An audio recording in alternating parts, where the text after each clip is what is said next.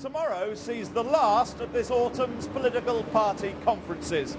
The conference here at the University of Westminster of Respect, the party founded by George Galloway 4 years ago and which elected him an MP in 2005.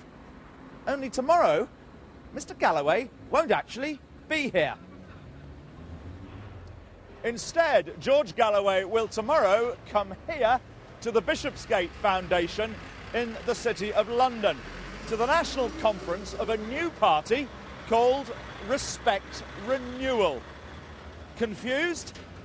Well, I certainly am. Roll back to 2005.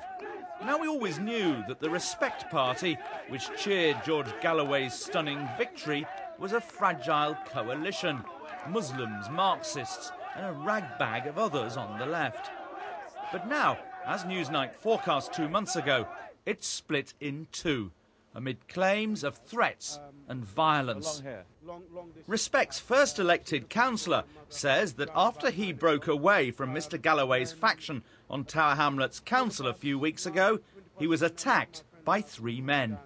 When I came between those buildings, that's when I got kicked from the back and attacked.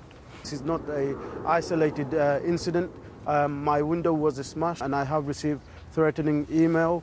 I received threatening phone calls and abusive calls. So these are not isolating cases, and therefore I believe these are politically motivated, and all of those things happened since my resignation from the councillors group within Tower Hamlets Respect. What have people been saying in the abusive phone calls and the emails you've had? When they see us, they will kick our head in.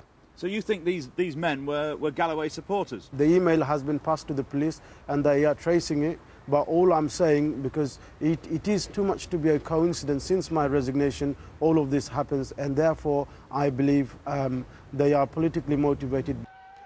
It wasn't us. We condemn violence, say the MP and his friends.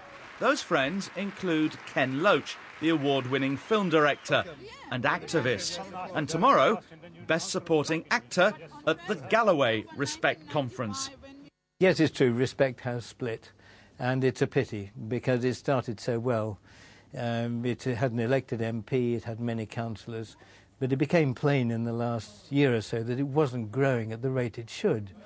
And a number of people felt the reforms were necessary. But it became clear that one organised group in Respect, very tightly organised, very disciplined, would not accept these, and the National Secretary was not implementing them and calling for unity while acting in a very divisive way. That National Secretary is John Rees, a leader of the Trotskyite Socialist Workers' Party. And then we'll be going on to Cable Street, where there was the great battle against the fascists in the 1930s. Rees ran Galloway's battle for Parliament 2 years ago, but Galloway and friends privately accused him of running Respect in the interests of the SWP. 2 months ago, the growing row exploded over the internet. Either it's a public debate in which people can have their say, or it's behind closed doors. Of the two, I prefer to have a public discussion. And is George Galloway still a member of yours, and is he still a Respect MP? Well, he is now. I hope he'll remain so in the future, but that very much depends on the outcome of the debate certainly tomorrow at the conferences and in the future. Bit of a naked conference, though, if you're missing your only MP. Well, that's unfortunate, I agree, and I wish that George was at the conference to debate the issues, but if he isn't, to be honest, no matter how big the contribution any one person makes, nobody's bigger than the organisation and nobody's bigger than the movement. When Galloway made more impact in the celebrity Big Brother house than in the House of Commons, it only fueled talk of a cult of personality, encouraging divisions on how Respect should go forward.